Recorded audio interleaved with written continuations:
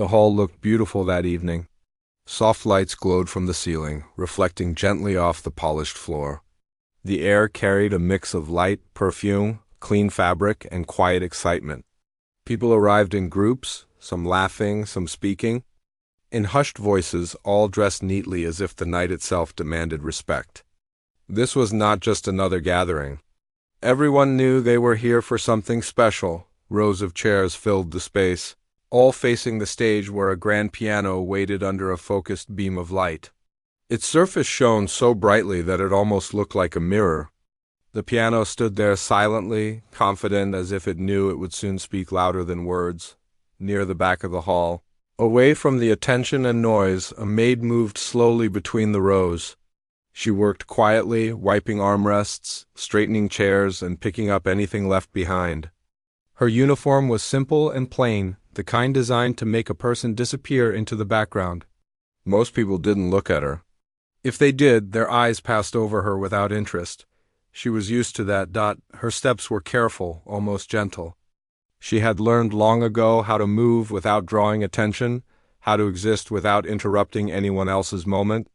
Yet every time she passed the stage, her eyes drifted toward the piano. She never stared for long, just a quick glance, like someone looking at something they once loved but were told to forget.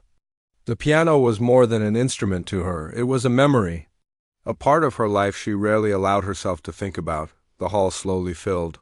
Seats became occupied. The low sound of conversation blended into a steady hum. People checked their phones, adjusted their clothes, and leaned toward one another, sharing their excitement. Tonight's performer was famous. Someone many in the room had waited months to see. The maid finished her work near the front rows and stepped aside. She stood near the wall, hands folded, eyes lowered. From where she stood, she could see the piano clearly. She could also see the crowd's faces, full of expectation. The lights dimmed slightly. A sign that the show was about to begin. The audience quieted. Conversations faded. Phones were put away. All eyes turned toward the stage. Time passed. Nothing happened. A few people shifted in their seats. Someone coughed. Another checked their watch. The quiet began to feel uncomfortable. Then a man walked onto the stage holding a microphone. His steps were slow. His smile did not reach his eyes. The maid felt a strange tension in the air before he even spoke. He cleared his throat. He explained that there had been an unexpected situation. The main performer would not be able to attend. At first, the words didn't seem real. The audience remained silent, as if waiting for the rest of the sentence. When it became clear there was no rest, confusion spread quickly. "What?" someone whispered. Another shook their head. A few frowned deeply. The disappointment was instant and heavy, like a curtain falling over the room. Then came the reactions. Some people laughed in disbelief, others sighed loudly. A few stood up, clearly upset. Complaints began to rise, mixing together in sharp tones. The maid stood still, listening. Her hands tightened slightly at her sides. She felt the change in the room, the shift from excitement to frustration. She understood it. People had come with expectations. Now those expectations were broken. The man on stage apologized. He spoke about refunds and rescheduling, about how sorry everyone was. His voice echoed, but his words didn't calm anyone. The mood had already turned. Someone near the front laughed again, louder this time. Not a kind laugh. A careless one. "Guess anyone can play tonight," they said. Another voice added, "Why not let her try?" Fingers pointed toward the side of the hall. Laughter spread. Heads turned. Eyes landed on the maid. She froze. For a moment, she wasn't sure they were talking about her. Then she saw the pointing fingers, the amused smiles, the raised eyebrows. Her face burned. She lowered her head immediately, pretending not to notice. Her heart began to pound in her chest. The laughter continued, light and careless, as if she were part of a joke rather than a person. Someone said something about her uniform. Someone else laughed again. She wanted to disappear. She had learned how to handle being ignored, but being mocked was different. It reached deeper. It reminded her of things she tried hard to forget. She took a small step backward, hoping to move out of sight. But the attention followed her. The man on stage noticed the reaction and raised his hand, trying to calm the crowd. But even he looked unsure. The maid kept her eyes down. She focused on her breathing, slow and quiet. She told herself it would pass. It always did. Then someone from the staff approached her quietly. Their voice was low, careful. They asked her if she could play. The question felt unreal. She looked up slowly, confused. Her mind struggled to understand what she had just heard. Play? Here? Now? She shook her head without thinking. A small, quick movement. Her chest felt tight. The staff member spoke again, gently. They said the crowd needed something. That maybe music would help? Her thoughts raced. Fear rose instantly. Every reason not to step forward rushed into her mind. The laughter, the judgment. The eyes watching her every move. She glanced at the audience. The laughter had softened into curiosity. Some people looked amused. Others looked doubtful. No one looked encouraging. Her hands trembled slightly. Memories began to surface, uninvited. A small room, a worn piano, long nights of practice. Fingers sore but determined. Music filling spaces where words failed. Those memories felt far away now. Like a different lifetime. She swallowed hard. If she said no, everything would stay the same. She would return to her place. The night would end in disappointment. No one would remember her. If she said yes, she didn't know what would happen. Her heart beat loudly and her ears slowly. Almost without realizing it, she nodded. A quiet murmur passed through the hall as she stepped forward. Every step toward the stage felt heavier than the last. She could feel eyes following her, some surprised, some amused, some doubtful. She climbed the steps carefully. Her hands shook. The piano looked larger up close, its surface shining under the lights. Someone laughed softly. Another whispered something she couldn't hear.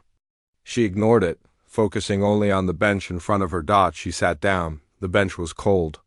The stage lights felt warm on her face. Her reflection stared back at her from the piano's surface, unfamiliar and exposed. For a moment she considered standing up and walking away. No one would stop her. No one would blame her, but she didn't. She placed her hands on the keys. The hall was still noisy. People shifted in their seats. A few checked their phones. No one expected much. She closed her eyes. She pressed the first key. The sound was soft, gentle, almost fragile. A few people paused, heads lifted. She played another note. Then another. The noise in the room began to fade. Her fingers moved slowly at first, careful, like she was testing something delicate. The melody formed quietly, uncertain but honest. Her breathing steadied. The piano responded to her touch, warm and familiar. It felt like greeting an old friend. The laughter stopped. Conversations ended. Curiosity filled the room. Her fingers moved with more confidence now. The melody grew clearer, stronger. Emotion flowed through the notes, carrying feelings she hadn't spoken in years. She forgot about the crowd. She forgot about the uniform. She thought only of the music. The hall grew, silent. Every note pulled the audience deeper into the moment. Faces changed, smiles faded. Eyes widened, phones were lowered. People leaned forward. The maid's shoulders relaxed. Her hands moved freely now, guided by memory and feeling rather than fear. The melody deepened, carrying sadness, hope, and quiet strength. It told a story without words. By the time the first section ended, the room was completely still. No laughter. No whispers. Only music, and the night had just begun. The hall looked calm and beautiful that evening, the kind of calm that exists right before something important happens. Soft lights hung from above, spreading a warm glow across the room. The polished floor reflected those lights, making everything feel brighter than usual. Chairs were placed neatly in long rows, all facing the stage. At the center of that stage stood a grand piano, silent but powerful, as if it already knew it would soon speak in its own language. People arrived slowly at first, then in groups. Some came laughing, others came quietly. Everyone was dressed well. Clean shirts, pressed dresses, shiny shoes. It was clear that this night mattered to them. They had not come casually. They had planned for this. Many had waited weeks, some even months, to sit in this room. At the far side of the hall, near the walls where attention never stayed long, a maid moved quietly. She pushed a small cleaning cart, stopping now and then to wipe an armrest or pick up a dropped paper. Her uniform was plain, carefully ironed, and faded slightly from frequent washing. It was designed to be practical, not noticeable, and that was exactly how people treated her. Most eyes passed over her without stopping. She did her work carefully, the way she always did. She had learned long ago that moving quietly made life easier. When people did not notice you, they did not question you. They did not judge you openly. They did not expect anything from you. Still, every time she walked past the stage, her eyes betrayed her. They lifted, just for a moment, toward the piano. It was large and black, its surface shining under the spotlight. The bench stood perfectly centered, waiting. To anyone else, it was just an instrument. To her, it was a memory she tried not to touch. She would look for 1 second, sometimes less, then quickly turn her eyes away and continue cleaning. She did not allow herself to stare. Staring brought thoughts. Thoughts brought memories. And memories brought pain. The hall filled steadily. Seats were taken. The quiet hum of conversation grew louder. People leaned toward each other, whispering about the performer, about previous concerts, about how lucky they were to get tickets. Some checked their phones, smiling at messages. Others sat back, arms crossed, enjoying the feeling of being somewhere important. The maid finished cleaning the front rows and stepped back toward the wall. She folded her hands in front of her and waited. This was her place now. Watching, but unseen, the lights dimmed slightly, the conversations softened. The audience grew still. Everyone expected the music too. Begin. Seconds passed, then more seconds. No. One came out. A few people shifted in their seats. Someone coughed. Another person leaned forward, peering toward the side of the stage. The silence began to feel strange. Then a man walked out holding a microphone. His steps were slow, careful. His face wore a polite smile, but something about it felt tight, controlled. The maid felt a small knot form in her stomach before he even spoke. He cleared his throat and began, explaining. There had been an unexpected issue. The main performer would not be able to come. For a moment, the words floated in the air without meaning. Then reality hit. Confusion spread quickly. People looked at each other, searching for answers on unfamiliar faces. Some shook their heads. Others frowned deeply. What do you mean? Someone whispered. Another laughed, short and sharp, thinking it was a joke. It wasn't. The disappointment arrived like a heavy weight. Complaints rose from different corners of the hall. Voices overlapped. A few people stood up, clearly upset. Some spoke angrily. Others sighed loudly, leaning back in frustration. The maid stood frozen near the wall. She held a cloth in her hand, fingers tight around it. She could feel the mood change, as if the air itself had turned heavy. She understood disappointment. Life had taught her that feeling well. The man on stage apologized again and again. He spoke about refunds, about rescheduling, about understanding. His words echoed through the hall, but they could not fix what was broken. People had come for music. Now there was none. Someone laughed again, this time louder and careless. Well? That's it then, a voice said. Another voice followed, mocking. Unless she wants to play. Fingers pointed, laughter spread. The maid felt it before she saw it. That sudden shift when attention turns sharp. She slowly raised her eyes and saw faces looking at her. Smiling, laughing, judging. Her heart dropped. She felt heat rush to her face. Her ears burned. She lowered her head immediately, pretending she hadn't noticed. She wished the floor would open beneath her feet. More laughter followed. Someone added another comment, louder this time. It wasn't cruel in words, but it was cruel in tone. The kind of joke people make when they don't think the other person matters. To them, she was not a person with feelings. She was a uniform. A role.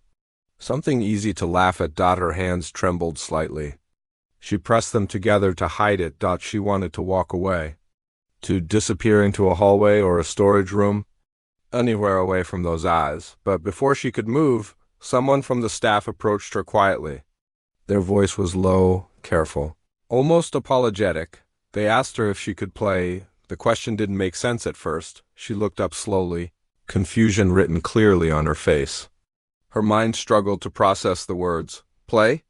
Here? Now? Her first instinct was fear, strong and immediate. She shook her head softly, almost without realizing it. Her throat felt tight. The staff member didn't leave. They spoke again, gently. They said the crowd needed something, that even a short piece might help calm things down. She looked toward the audience again. The laughter had faded, replaced by curiosity. Some faces showed amusement. Others showed doubt. A few looked impatient. No one looked encouraging. Her chest felt heavy. Memories pushed forward, ones she usually kept locked away. Long nights. Old songs. A time when music was her world. She swallowed hard, saying no would be easy, safe. She would go back to her place. The night would end badly, but it wouldn't be her problem. Saying yes meant stepping into a place she had avoided for years. Her heart beat loudly in her ears, slowly. After a long pause, she nodded. A low murmur moved through the hall as she stepped forward. People leaned in their seats. Some raised their eyebrows. Others whispered. Every step toward the stage felt heavier than the last. Her legs felt weak. Her palms were damp. She climbed the steps carefully, aware of every movement. The piano loomed in front of her, its surface reflecting the lights and her own nervous face. Someone laughed softly again. Another whispered something that caused a few smiles. She heard it all, but she focused on the bench. She sat down. The bench felt cold. The lights felt too bright. Her reflection in the piano looked unfamiliar, exposed. For a moment she thought about standing up and leaving. No one would stop her. No one would blame her, but she stayed. She placed her fingers gently on the keys. The hall was still noisy. People shifted. A few checked their phones. No one expected anything special. She closed her eyes. She pressed the first key. The sound was soft, barely more than a whisper. But it was clear. A few people paused mid-conversation. She played another note. Then another. The noise in the hall slowly faded. Her fingers moved carefully, as if she was waking something fragile. The melody formed slowly, uncertain but honest. Her breathing steadied. The piano responded warmly, like it remembered her. Like it had been waiting. Laughter stopped. Conversations ended. Curiosity filled the room. Her hands moved with more confidence now. The melody grew stronger, deeper. Emotion flowed freely through the notes, carrying feelings she had never spoken aloud. She forgot about the crowd. She forgot about the uniform. She thought only of the music. The hall grew silent. Faces changed. Smiles faded. Eyes widened. Phones were lowered. People leaned forward. Her shoulders relaxed. Her hands moved freely, guided by memory and feeling instead of fear. The melody deepened, carrying sadness, hope, and quiet strength. It spoke of a life shaped by struggle, but not broken by it. By the time she reached the pause in the piece, the room was completely still. No laughter. No whispers. Only music. And the first part of that night had quietly transformed into something no one expected.